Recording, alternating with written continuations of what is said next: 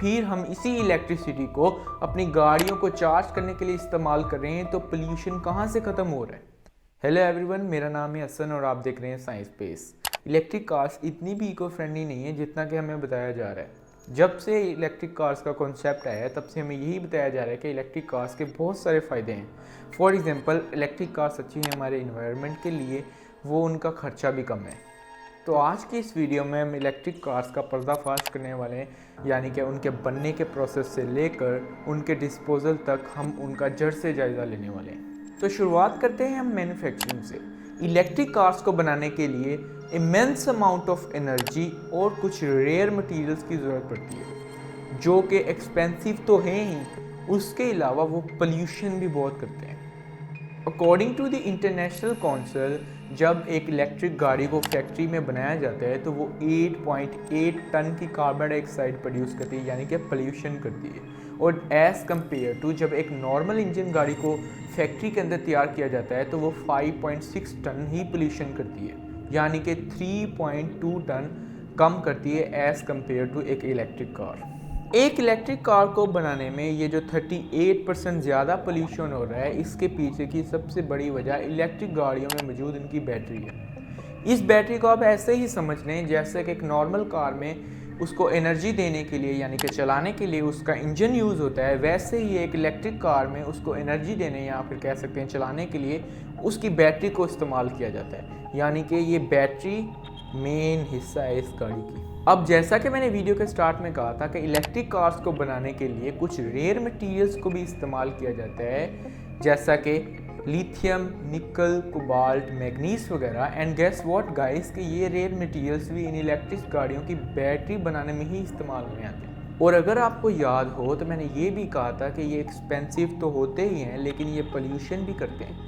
For example, अगर हम lithium को ले लें तो लिथियम को माइन करने में बहुत ज़्यादा पानी को ज़ाया किया जाता है, क्योंकि लिथियम को पानी के अंदर से ही निकाला जाता है। ज़मीन के अंदर 2 होल्स किए जाते हैं, ठीक वैसे ही जैसे कि हम बोर करते हैं पानी निकालने के लिए, वैसे ही ज़मीन के अंदर होल किए जाते हैं और एक जगह से पानी बाहर निकाला जाता है और पानी को निकालकर 165 डिग्री पर हीट किया जाता है। उस पानी को कन्वर्ट कर लिया जाता है गैस के अंदर। अब इस गैस को डिफरेंट चैम्बर्स के थ्रू गुजारा जाता है, जैसे कि आप स्क्रीन के ऊपर देख सकते हैं, और इसमें से लिथियम को निकाल लिया जाता है और पानी को वापस ज़मीन के अंदर डाल दिया जाता है दूसरे होल के थ्रू। तो गाइस, इस सब प्रोसेस में इलेक्ट्रिसिटी का इस्तेमाल हो रहा है और अल्टीमेटली फ्यूल का भी इस्तेमाल हो रहा है, जिसकी वजह से पोल्यूशन इंक्रीज़ ही होगा। अब जो मेरा सेकंड पॉइंट है गाइस, जैसा कि मैंने आपको बताया कि इलेक्ट्रिक गाड़ियों के अंदर बैटरीज मौजूद हैं, तो बैटरीज में एनर्जी होती है। अब बैटरी को तो चार्ज भी करना पड़ता है। अब चार्ज करने के लिए बैटरी को इलेक्ट्रिसिटी का इस्तेमाल किया जाता है। अकॉर्डिंग टू द जियोग्राफिक्स, जो 80% ऑफ इलेक्ट्रिसिटी प्रोड्यूस की जा रही है वो की जा रही है नॉन रीन्यूएबल रिसोर्स से। नॉन रीन्यूएबल रिसोर्स का मतलब कि जैसा कि कोल या फिर ऑयल से। जब कोल या ऑयल को बर्न किया जाता है तो इससे पोल्यूशन भी होता है, लेकिन इलेक्ट्रिसिटी भी प्रोड्यूस होती है। तो जब इससे पोल्यूशन हो रहा है और फिर हम इसी इलेक्ट्रिसिटी को अपनी गाड़ियों को चार्ज करने के लिए इस्तेमाल कर रहे हैं तो पोल्यूशन कहाँ से ख़त्म हो रहा है। पोल्यूशन तो तब ख़त्म होगा जब आप बजाय इसके कि ये कोल या फिर ऑयल से प्रोड्यूस की हुई इलेक्ट्रिसिटी से अपनी गाड़ी को चार्ज करें, आप घर में सोलर प्लांट्स या फिर हुकूमत को चाहिए कि विंड प्लांट्स लगाए, सोलर प्लांट्स लगाए, जिसकी एनर्जी रीन्यूएबल होती है। रीन्यूएबल मतलब जो कि सोलर से आती है या फिर वाटर से आती है, डैम से। तो इस एनर्जी को इस्तेमाल करें आप अपनी गाड़ियों में, तभी हम कह सकते हैं इलेक्ट्रिक गाड़ियां हमारे इन्वायरमेंट के लिए फ़ायदेमंद है। अदरवाइज़ तो इनका इम्पैक्ट अभी तक के रिसर्च में हमारे इन्वायरमेंट पे नॉर्मल गाड़ियों की निस्बत बहुत ज़्यादा ख़राब है। अब बात कर लेते हैं इनके डिस्पोजल की। तो ऑन एन एवरेज 10 साल के बाद इलेक्ट्रिक गाड़ियों की जो बैटरी है वो ख़राब हो जाती है और इन्हें आपको चेंज करवाना पड़ता है।